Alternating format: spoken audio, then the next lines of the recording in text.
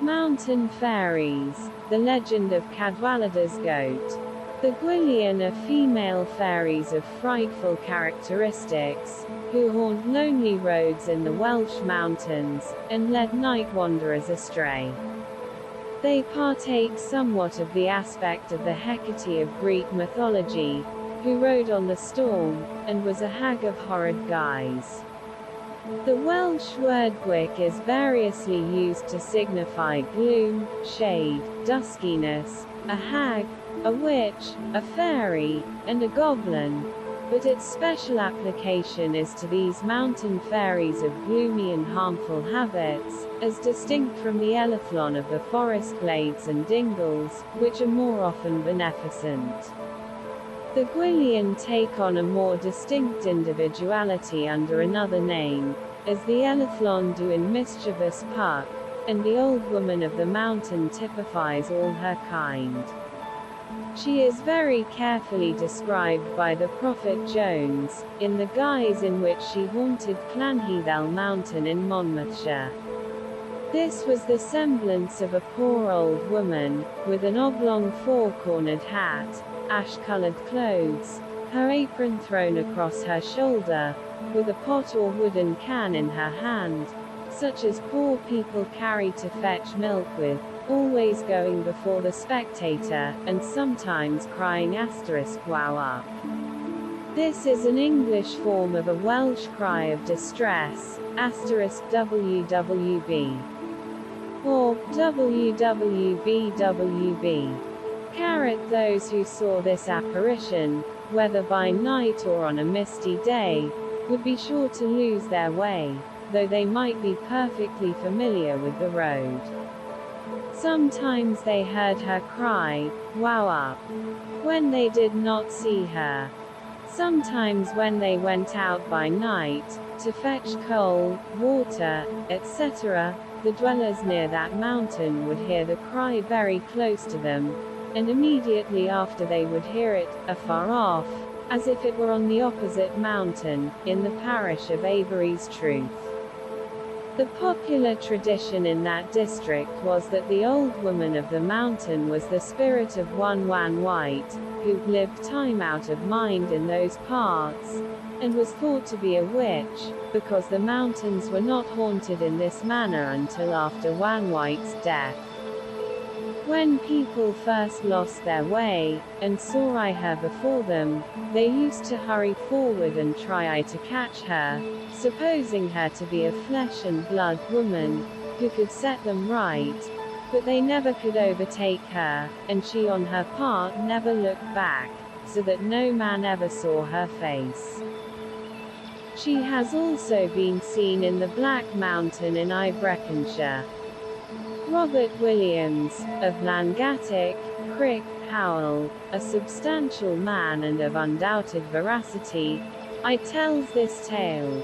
As he was traveling one night over part of the Black Mountain, he saw the old woman, and at the same time found he had lost his way. Not knowing her to be a spectre, he hallooed to her to stay for him, but receiving no answer, thought she was deaf. He then hastened his steps, thinking to overtake her, but the faster he ran, the further he found himself behind her, at which he wondered very much, not knowing the reason of it. He presently found himself stumbling in a marsh, at which discovery his vexation increased. And then he heard the old woman laughing at him, with a weird, uncanny, crackling old laugh. This set him to thinking she might be a gwyll, and when he happened to draw out his knife for some purpose, and the old woman vanished, then he was sure of it, for Welsh ghosts and fairies are afraid of a knife.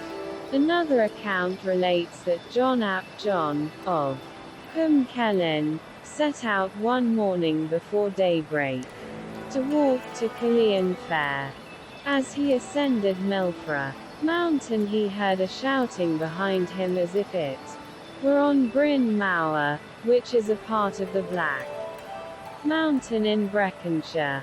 Soon after he heard the shouting on his left hand, at Bulk Cloyne, nearer to him, whereupon he was seized with a great fright, and began to suspect it was no human voice. He had already been wondering, indeed, what anyone could be doing at that hour in the morning, shouting on the mountainside. Still going on, he came up higher on the mountain, when he heard the shouting just before him, at Gilback Fields, to the right, and now he was sure it was the old woman of the mountain, who purposed leading him astray. Presently he heard behind him the noise of a coach, and with it the special cry of the old woman of the mountain, viz. Wow up! Knowing very well that no coach could go that way, and still hearing its noise approaching nearer and nearer, he became thoroughly terrified, and running out of the road, threw himself down upon the ground and buried his face in the heath, waiting for the phantom to pass. When it was gone out of hearing, he arose, and hearing the birds singing as the day began to break, also seeing some sheep before him, his fear went quite off. And this, says the prophet Jones, was no profane, immoral man, but an honest, peaceable, knowing man, and a very comely person, moreover.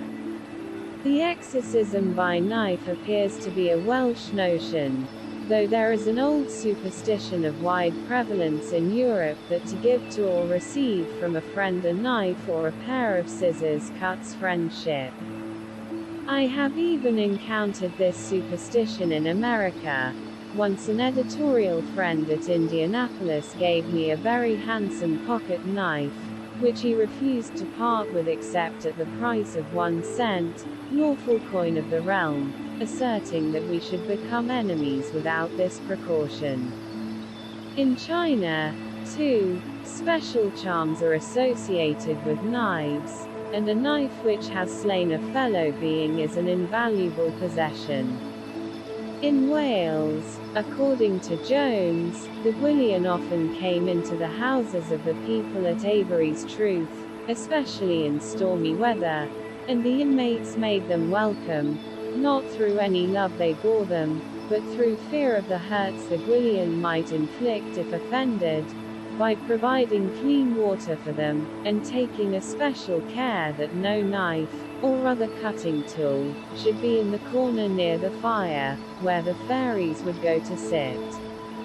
For want of which care many were hurt by them. While it was desirable to exercise them when in the open air, it was not deemed prudent to display an inhospitable spirit towards any member of the fairy world. The cases of successful exorcism by knife are many, and no thing in the realm of fairy is better authenticated. There was Evan Thomas, who, travelling by night over Bedwethty Mountain, towards the valley of Ebwy Bower, where his house and estate were, saw the Gwyllion on each side of him, some of them dancing around him in fantastic fashion. He also heard the sound of a bugle horn winding in the air, and there seemed to be invisible hunters riding by. He then began to be afraid, but recollected his having heard that any person seeing Gwyllion may drive them away by drawing out a knife. So he drew out his knife, and the fairies vanished directly.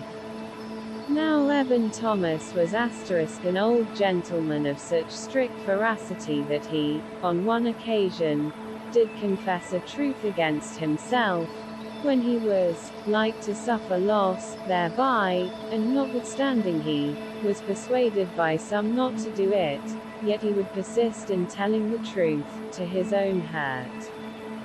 Should we find, in tracing these notions back to their source, that they are connected with Arthur's sword Excalibur? If so, there again we touch the primeval world. Jones says that the Old Woman of the Mountain has, since about 1800, at least in South Wales, been driven into close quarters by the light of the gospel.